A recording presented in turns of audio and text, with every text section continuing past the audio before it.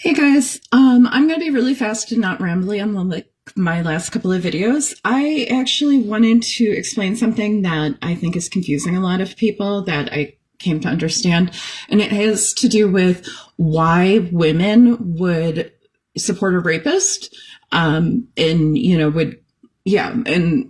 be so opposed to supporting a woman, obviously, particularly a Black woman, but a woman.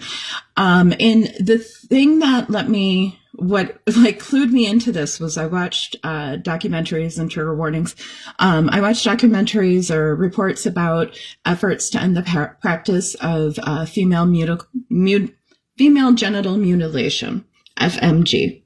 And one of the things that surprised a lot of people was that the people who were the most insistent on carrying on this tradition were typically the grandmothers, which actually makes sense if you consider that they had experienced this horrific trauma that they had to somehow incorporate into their concept of who they are and what their life was about, and their place in the world.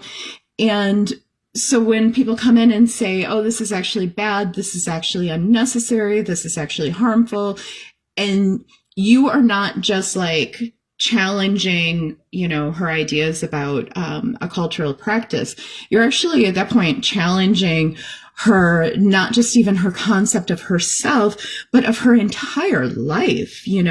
Like she's had to create a narrative for herself in which what happened to her made sense, and she has this cultural narrative about it. And if she has used that to comfort herself and tolerate the trauma she experienced, you're taking away her blanket, her safety, her nookie. That's one of the things that she's relied on to deal with that trauma that she experienced. So if you take that idea and you apply it to, say, women under patriarchy, it makes a lot of sense. You have stories that people have created for themselves in which everything looks good, but it's like a facade on a building that is rotting and falling down once you get past the foyer, In reality, there's all kinds of really dark, ugly things going on, while everybody stands up there and goes, oh, look at the shiny, happy people.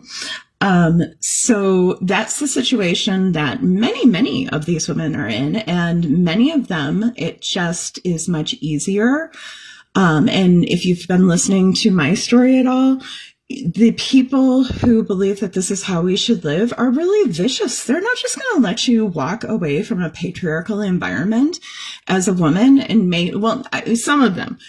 Ones that I was, the ones that raised me that I married into, and no small number of people's, particularly, again, some of these nice, shiny, happy people who are prosperous, people who look really good, people who tell other people what they should be doing with their lives.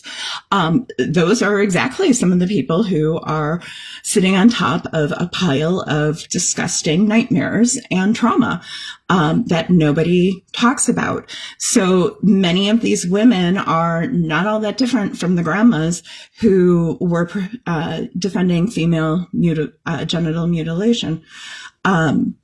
They had to create a life, a way of understanding themselves in the world that made sense for them, that allowed them to tolerate the trauma that they were being subjected to and often can't just escape, can't just walk away from.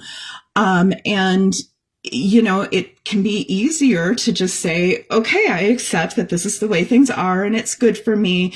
And really, this is the best thing. And this, people will even lie to themselves that this shiny, happy facade is actually reality, and all this other stuff being hidden away in the attic.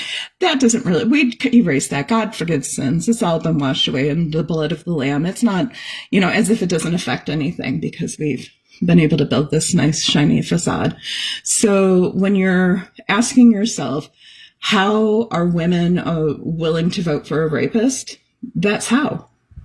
Exactly how. This is the same thing as the grandmothers who had been victimized by being mutilated, turning around and insisting that this was a very important practice and custom that had to be carried forward. you know? And what do? You just, I don't know. You have to enforce the law. Frankly, you really just have to set up standards and start enforcing the law. And, you know, because it's really not until people start seeing that there are consequences, and it doesn't matter if you've convinced yourself that it's okay. The rest of us are going to step in and stop you. So anyways, I just wanted to share that. I hope you guys have a great night. I hope everybody's starting to feel a little better, because it's a marathon, not a sprint. Take really good care of yourselves. Okay. Love you. Bye.